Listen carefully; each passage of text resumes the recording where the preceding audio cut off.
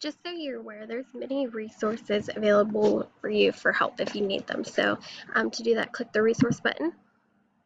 And when you go to resource button, you have your daily language review note sheet. If you want to look at it, you can preview it here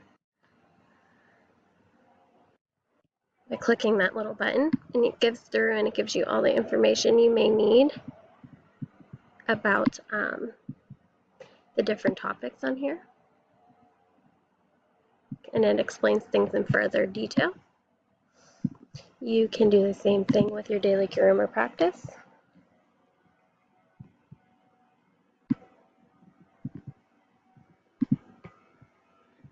And this is your help sheet, and it goes through day by day what you need to do. However, this one's going to be new. This is for your vocabulary words. We are in level, these are Roman numerals, so 5, 6, 7. We are in level 7, and we are on lesson 1. So all you have to do is click it, go to the level, go to lesson 1.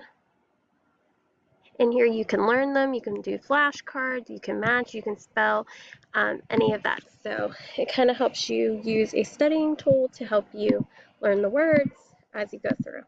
Okay, so this is available for you to practice and study with, so be sure to use it whenever you need it.